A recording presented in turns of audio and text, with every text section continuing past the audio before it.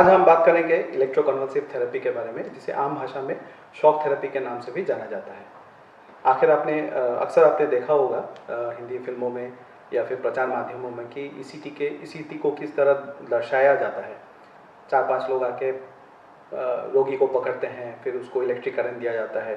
तो ये कितने हद तक सही है और या ये सच है, या इसके बारे में डिटेल आज जानने के लिए हमने ये वीडियो तैयार किया है। तो सबसे पहले जानते हैं कि ईसीटी, जिसका फुल फॉर्म है इलेक्ट्रोकन्वल्सिव थेरेपी, आखिर है क्या। जैसे नाम से ही पता चलता है, ये इलेक्ट्रो मीन्स यहाँ पे एक इलेक्ट्रिक करंट दिया जाता है। कन्वल्सिव बोलते हैं हम कन्वल्शंस को, या फिर एक मिर्गी बीमारी, और ये एक थेरेपी है, चिकित्सा प्रणाली है। तो ईसीटी में एक सामान्य रूप से करंट दिया जाता है।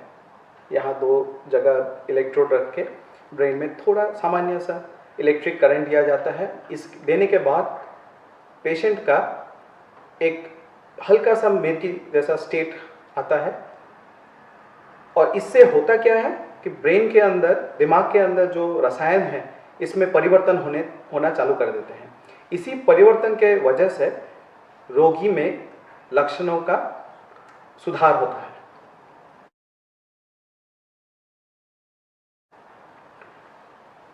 अब दूसरा सवाल यह है कि हम ईसीटी क्या सबको देते हैं? हर एक व्यक्ति जिसको भी मानसिक रोग है, क्या सभी को ईसीटी दिया जाता है? बिल्कुल नहीं। देखा गया है कि ज़्यादातर लोग दवाइयाँ या फिर टॉक थेरेपी, जिसको हम लोग काउंसलिंग के नाम से भी जानते हैं, या फिर साइकोथेरेपी के नाम से, इन्हीं सब ट्रीटमेंट में अच्छे रहते हैं। ईसीटी दिया जाता है चुनिंदा लोगों के लिए। जैसे कोई पेशेंट या कोई रोगी है जो दवाई ले रहा है, काउंसलिंग भी ले रहा है, लेकिन वो इम्प्रूवमेंट इतना नहीं दिखा रहा है, या फिर किसी का बीमारी इतना सीवियर है कि दवाई उसके ऊपर काम नहीं हो रहा, या फिर बहुत ज़्यादा सीरियस बीमारी हो, जैसे बाइपोलर डिसऑर्डर या फिर डिप्रेशन, जहाँ पे डिप्रेशन होने के बाद लोगों को अपना सुसाइड के बारे में ख्याल आना चालू कर देते हैं। तो ऐसे मामलों में हम लोग ईसीटी को ध्यान में रखते हैं। ईसीटी देने के पहले क्या होता है, कैसे तैयारी किया जाता है कि एक रोगी को हम लोग जब ईसीटी के बारे में सोचते हैं। ईसीटी देने के पहले पेशेंट के साथ और उनके घर वालों के साथ बैठ के चिकित्सक उनको पूरी प्रणाली के बारे में समझाते हैं, उनसे अनुमति लेते हैं कि हम लोग ईसीटी देने वाले हैं, इससे फ़ायदा होगा, क्या नुकसान होगा, सब कुछ समझाते हैं। उसके बाद वो लोग ईसीटी के ऊपर फाइनल डिसीजन लेते हैं, निर्णय लेते हैं। ईसीटी जिस दिन होता है उसके 12 घंटा या 8 घंटा पहले पेशेंट को कुछ नहीं खाना होता। ये कोई भी आप सर्जरी ले लीजिए, कोई भी ऑपरेशन ले लीजिए, जैसे अपेंडिसाइटिस हो गया या फिर गॉल ब्लैडर रिमूवल के लिए सर्जरी हो गया, तो कोई भी सर्जरी में आप लोग देखते हैं कि पेशेंट 12 घंटा या 8 घंटा पहले कुछ नहीं खाता है, कि वो खाली पेट रहता है।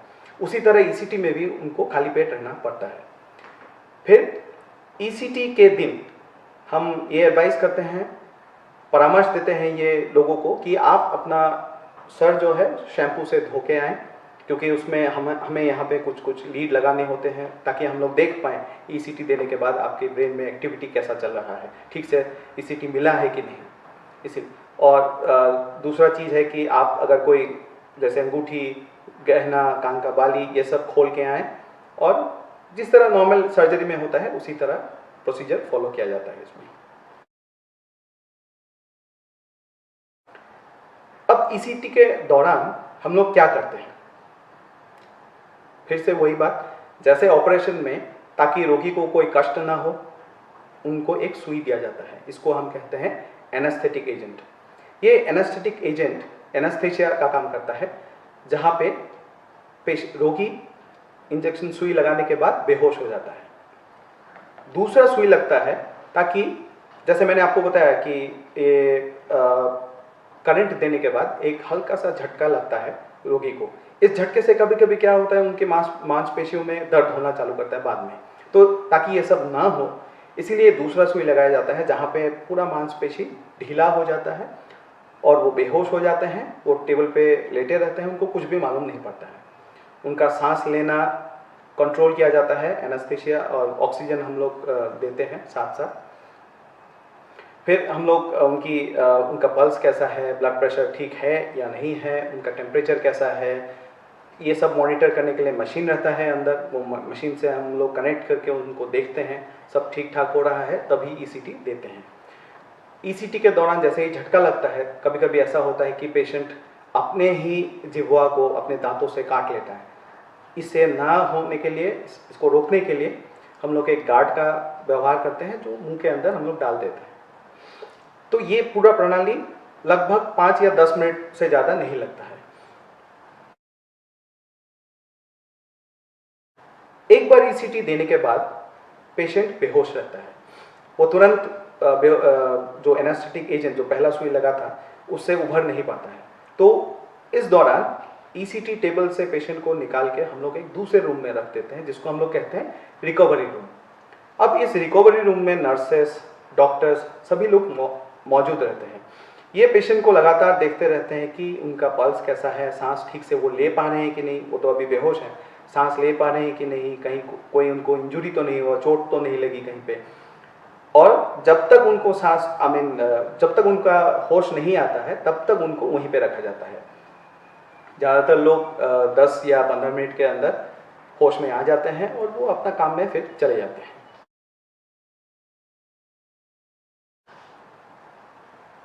अब दूसरा सवाल है कि ईसीटी कितना दिन लें? एक बार लेने से हो जाएगा कि 10 बार लेना पड़ेगा? अब इसका उत्तर देने के लिए अब मैं एक निर्धारित नंबर आपको नहीं दे पाऊंगा, क्योंकि ये बदलते रहता है पेशेंट टू पेशेंट। किसी किसी को 2 चाहिए, किसी को 5, किसी को 6 या किसी को 10। तो ये डिपेंड करता है कि किस वजह से ईसीटी दिया जा रहा है। लेकिन कोई भी सेंटर हो, वो हफ्ते में 2 या 3 से ज़्यादा ईसीटी नहीं देते हैं। एक हफ्ते में 2 या 3 देते हैं।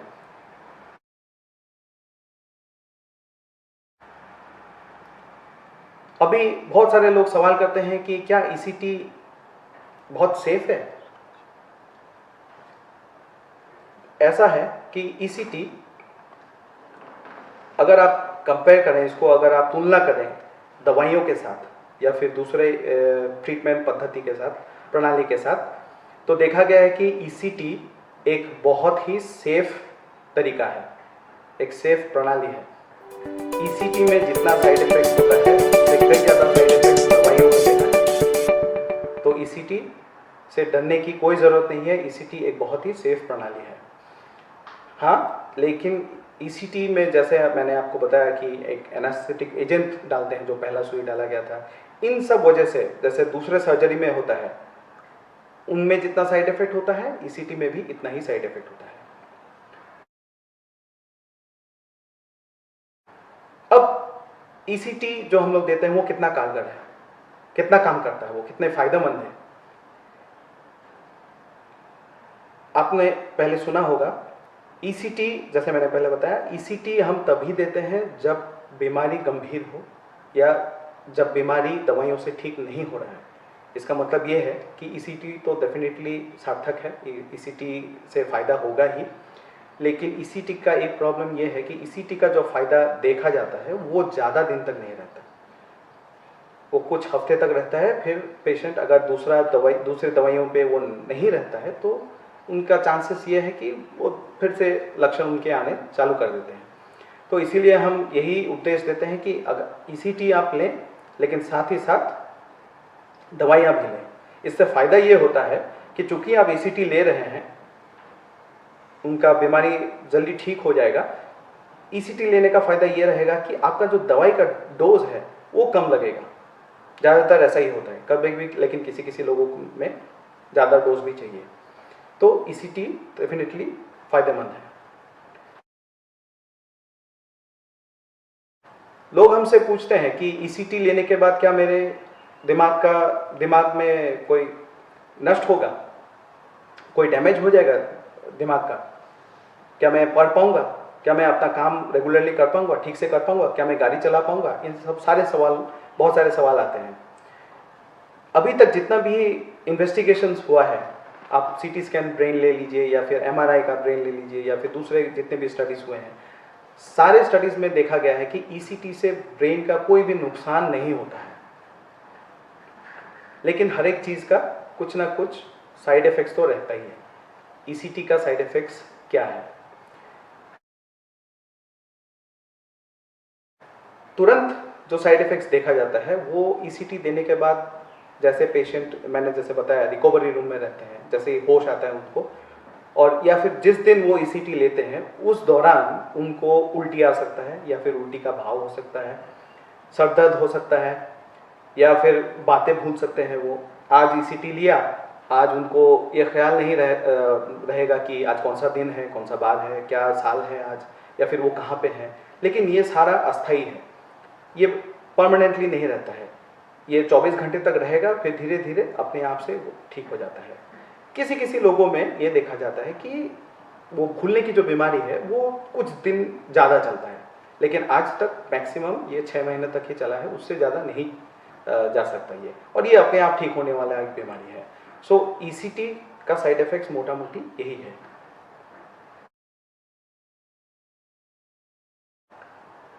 ईसीटी हम लोग कब नहीं दे सकते हैं?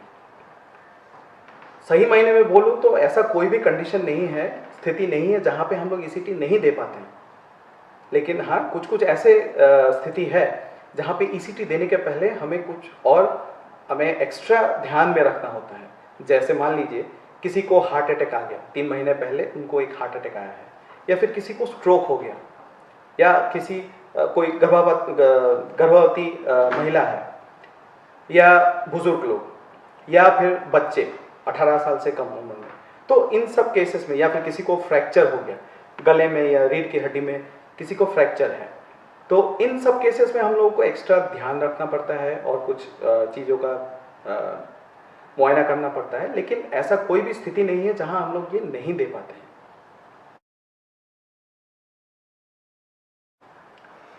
क्या ईसीटी लेने के बाद आप गाड़ी चला पाएंगे? बहुत सारे लोग ये सवाल करते हैं।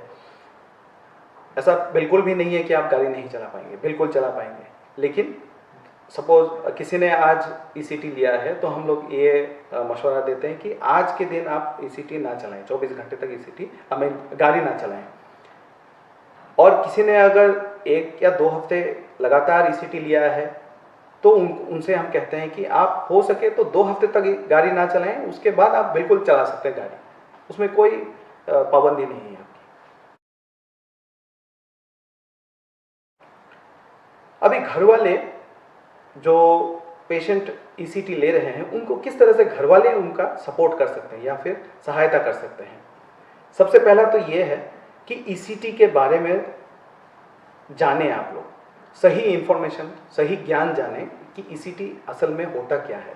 अगर आप सही चीज़ों को सामने में रखेंगे पेशेंट का, तो पेशेंट को भी डर नहीं लगेगा ईसीटी लेने में, या फिर उनको सही ज्ञान रहेगा तो वो भी आगे बढ़ के आएंगे कि हाँ चलिए ट्रीटमेंट के लिए मैं ईसीटी लेता हूँ। दूसरा, घर वालों उनको ले आ सकते हैं ईसीटी सेंटर में, फिर उनको ले जाने में सहायता कर सकते हैं, क्योंकि जिस दिन वो ईसीटी लेते हैं उनको ध्यान नहीं रहेगा कहाँ जा रहे हैं, क्या कर रहे हैं, कौन सा दिन है, तो ऐसे हेल्प कर सकते हैं। तीसरा, मैंने जैसे बताया कि ईसीटी भले ही आप ले रहे हैं लेकिन आपको दवाइयाँ भी साथ में लेना है, तो दवाइयाँ टाइम पे लें, इस तरह आप मदद कर सकते हैं फैमिली मेम्बर्स का।